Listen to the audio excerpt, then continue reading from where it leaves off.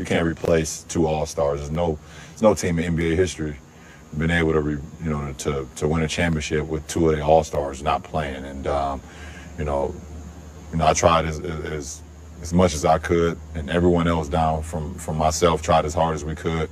But we were going against a team that had more health, and was clicking on all cylinders at the right time. LeBron making light of the fact that injuries to Kevin Love and Kyrie Irving were a major factor why the Cavaliers came up short against the Warriors in the NBA Finals. The Cavs are the favorites to return to the finals this season. Skip, what do you make of LeBron's comments? Stephen A. Smith, I don't want to be too hard on LeBron because it's very, very early. Camps are just now opening. And LeBron and his team are going to be very, very good again this year, quite obviously. But given all that, given how high I set my bar for the great LeBron James, even this early, I did not want to hear him look back at last year's finals and make excuses for what happened. I did not want to hear the great LeBron James deflect any blame onto the injuries to two all-star teammates for what happened in the NBA Finals last year. Because, Stephen A. Smith, I know they all tried hard. They were a little overmatched. Didn't have the depth that they needed to hang in, sustain. But I'm going to remind everybody that the Cleveland Cavaliers were up 2-1 with Game 4 in LeBron's house in Cleveland, Ohio. We were there that night for that game. You want to talk about closing the deal there? If you go up 3-1, I think they're going to close that deal. I thought that was a great opportunity for the great LeBron James to validate his greatness and his all-time greatest case against Michael Jordan. If you could carry that band of misfits to a title, even though Tristan Thompson had emerged as a flat-out force in the finals, underrated force, I thought, with Mozgov. If you could carry that team without Kyrie, without Kevin Love to a title, wow, the world would have said, that's it, LeBron, you did it. That's your greatest achievement. And what happened that night? 103-82 happened. Golden State, rout in LeBron's house, as LeBron went 7 for 22, only 5 of 10 from the free throw line, 1 of 4 from 3. His teammates gave him little to no help. We know what they all did. J.R. Smith was 0 for 8 from 3, and Dellavedova was 2 for 9. But even for the whole playoff run, for one playoff run, LeBron James, for any player who's ever taken more than 100 threes in a playoff run, shot 22.7%. That's for the last year's playoffs. That's the worst in playoff history, 22.7%. So you got to take a little bit of blame for that, Stephen A. You got to take a little bit of blame for Game 4. And I know you told me the next day he just ran out of gas. And I've been thinking about that. Even last night I thought about it. This is the greatest conditioned athlete in the NBA. I give you that. I believe that. Nobody takes better care of himself than LeBron. So he runs out of gas in Game 4 of the finals? Is that why we're going to have more time off between finals games this year, so LeBron has a little better chance to refill his tank for the next game? I don't know, but I expected more from King James that night, and we didn't get it. And that was basically the end of last year's finals. The season hasn't even started yet. It's the first day of media day. And already, I believe that you're being completely unfair to this man. Now, we work every day here on First Take. And we're going to give it to you straight. We're going to tell you what we believe. We ain't going to sugarcoat it. Try to be respectful. But at the same time, we're just going to be real because we got an audience that's watching. And that's what they expect from us, and they should. But in the interest of fairness, we also have to be completely honest. We can't just tell the stories that we want to tell. We got to sit there and tell the whole story. LeBron James was absolutely positively dominant over the first 3 games. Even the first game, that they lost. He had 44, 8, and 6. And then he went on from there with triple doubles all over the place. Yes, he had a bad game in Game 4. Yeah, it looked like he ran out of gas. Because Kyrie Irving went down in Game 1. he had to carry the load in game 2 and 3, all right? And he seemed flat out positively exhausted. You were there in Cleveland. You saw how rabid those folks were. You know that LeBron James didn't have the luxury of just playing a basketball game, the interviews and everything else, just the whole atmosphere, the adrenaline rush. It conceivably got the best of him. So what does he do? After that bad game where he sat up there and didn't play well and looked completely fatigued, where Matthew Dellavedova, who you were raving about, acting like this dude was Kyrie Irving, he ends up shooting 3 for 14 in that game. And then J.R. Smith also shot 2 of 12 in that same game. The very next game, which was game 5, LeBron had 40, 14, and 11. They still lost that game. And then to close out, because he got no help, and then to close out game 6, he had 32, 18, and 9. What I'm saying to you is that when you look at the Golden State Warriors, they're either great or they're not.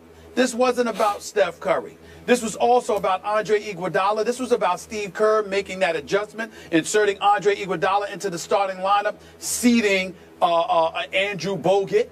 And then after that, running the ball up and down the floor. Remember, the first couple of games, Golden State was very methodical in trying to match the size of a Tristan Thompson with Mozgov in terms of putting in a big lineup of their own. So you played at a slower pace. LeBron was able to catch a breath.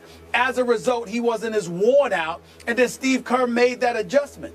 You can't sit there and appreciate the greatness of what we're seeing from Golden State all year long and then ignore that because you want to get on LeBron's performance in one game out of 6 in the NBA Finals where the other 5, the brother showed up.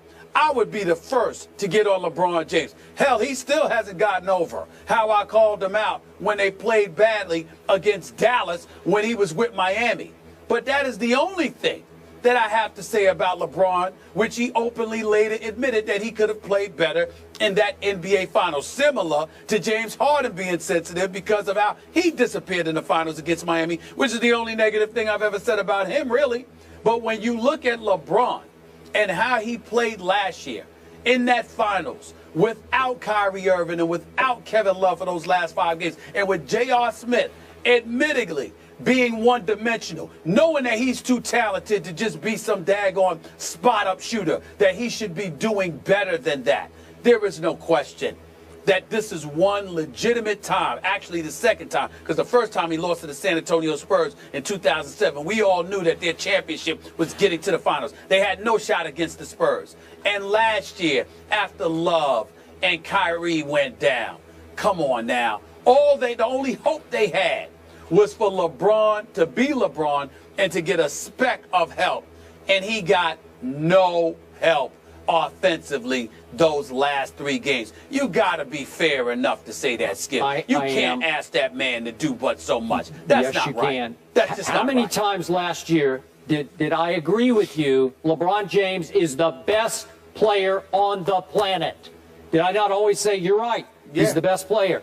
Yeah. Okay, so if the best player gets it to 2-1 Cleveland with another game in Cleveland, man, I'm going to expect him to be the best player on the planet that night, and he was not.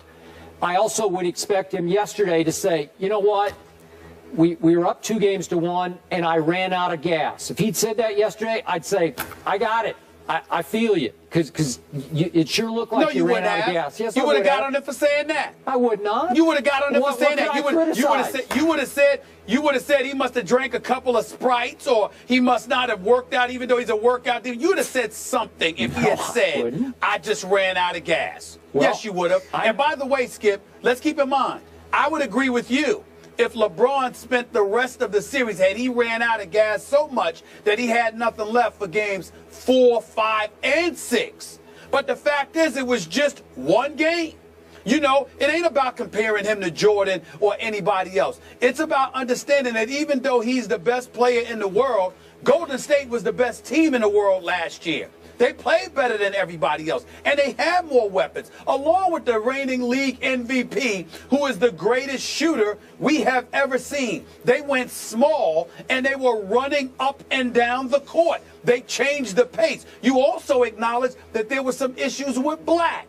and how he was learning the ropes in his first year as an NBA coach. You acknowledge that J.R. Smith has to do better and has to do more, because when he's not shooting well, he doesn't seem to do anything right, and now he has to graduate from that position. You acknowledge that Iman Shumpert can defend, but he is no shooter. All of a sudden, an epiphany hits you, and you recognized and remembered that Matthew Dellavedova is Matthew Dellavedova, a serviceable player who belongs in the NBA, but he's no starting point guard. Wait a second. This is what LeBron was dealing with.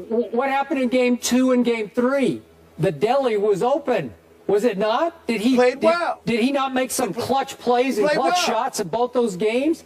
LeBron got his help. He got his help, and they're up 2-1. Well, I'm raising my bar. That's why they I were want up the 2 best player games to on the 1. planet to play better than he played at home in Game 4. That's why they were up 2-1. Okay. Hold on. That's why they were up 2-1. Yeah. Because he got a contribution from somebody else. Even when he was doing it by himself, he still lost Game 1. And then when Matthew Dellavedova subbed admirably for Kyrie Irving in Games 2 and 3, they won those games. So he didn't have any help. That's my point. But even he didn't have any help you for the last 3 admitted to games. me the next day, LeBron just came out flat. He just looked lifeless. He looked without energy. Really? This is a chance to just drop the hammer, and you come out flat.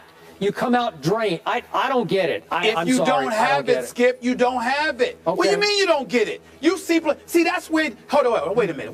Forget all that. That's where you're disingenuous, because you've covered enough basketball to know that some days you don't have it. Now you can't not have it for a series. There's some games you better have it for. But if LeBron had played this way, hold on. If LeBron had played this way in games 4, 5, and 6, you'd have a point. If there were a game 7, then you have a point. But if you up 2-1 and you don't show for game 4 because you out of gas, but you come back in games 5 and 6, then you got to acknowledge that man ran out of gas and call it what it is. You can't sit up there and just ignore all the stuff that was happening around him. That's not fair. Okay. That's not fair. I'm with you. The most fit player on the planet and the greatest player on the planet ran out of gas in a pivotal Game 4.